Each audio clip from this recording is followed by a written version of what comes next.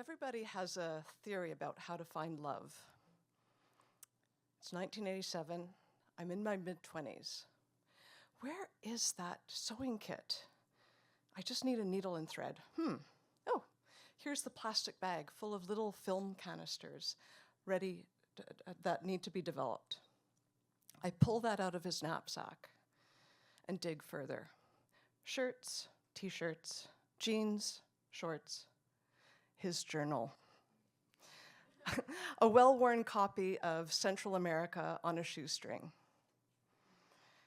The sun fills the little hotel room as I sit on a squeaky bed, my back against the wall, in a little town somewhere deep in Mexico.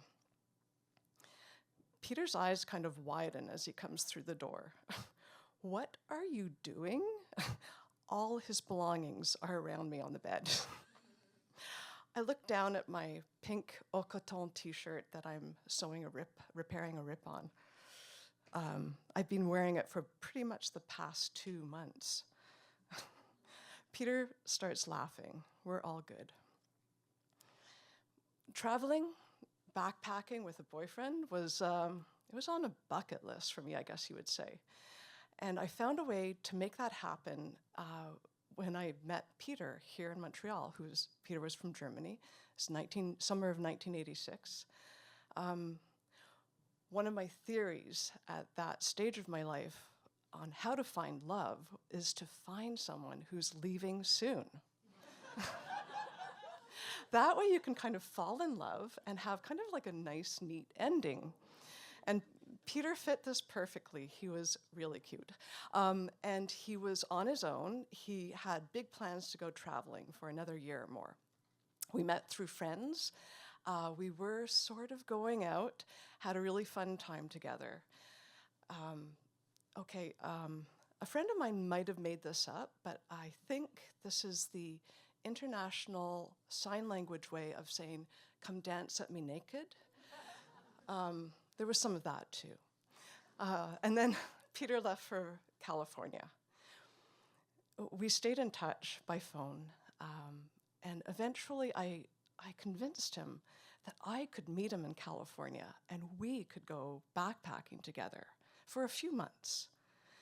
He agreed. He said, okay, but he insisted that we could go backpacking together to Central America, to Guatemala, where he had been before, but not onto South America, where he was heading in the future.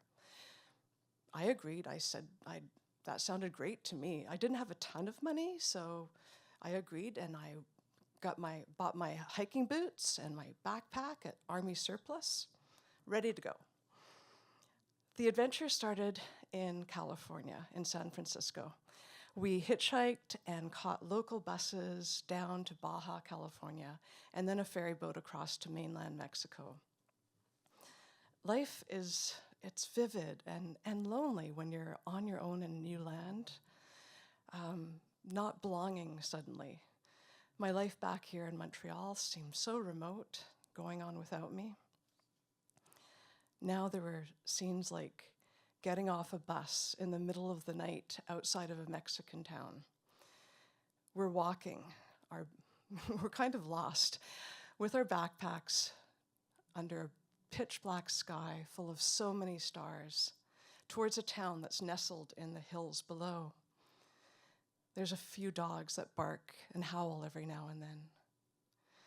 I can't resist. I howl back to them. Pretty soon the hills are echoing with howling and barking dogs. Another time, a little more tense, we're traveling on a hot day in the countryside, dusty roads. Our bus is pulled over. The army orders everyone off, and we're ushered over to one side, the tourist side. All the locals are showing their IDs to the soldiers dressed in army fatigues, carrying rifles and ammunition belts. Magical moments like climbing to the top of ancient stone towers with Peter, looking out over miles and miles of jungle. Well, Palenque, Teotihuacan, and Tikal. All these moments together, they're like a very long date, complete with stolen wallets and having to guard our belongings in bus depots late at night or early in the morning. Watching a volcano in the distance as it spews pops of lava. By the time we get to Guatemala, I really am more in love with them. We're lying together in a small dark room just before dawn. My backpack is all filled with my belongings, ready to go. Our last hours together are in Antigua, Guatemala. We're trying to say goodbye. I'll write to you when I get to Costa Rica, Joni. I should be in Florida sometime next week. Well, the bed squeaks under us. Peter's arms are loosely around me. I want to be held so close. Soon I'm pulling on my pink t-shirt with its rips and my jeans and my hiking boots. Later, heading on the road, heading to the US, I am really, really disappointed to know. One, Peter really didn't want to go traveling further together. Two, I didn't actually have enough money to travel further to. And three, Peter isn't really willing to fall in love with me. He's still in love with his ex-girlfriend who's back in Germany. I think he has a theory that she'll miss him so much that they'll get back together someday.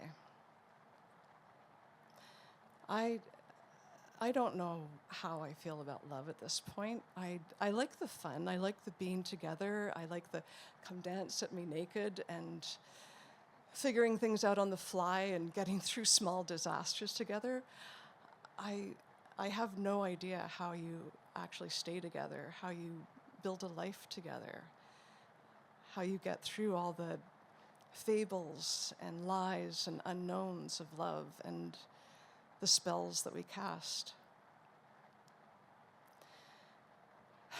I think my theory about finding somebody to love by finding someone who's leaving soon is actually a pretty crappy theory. I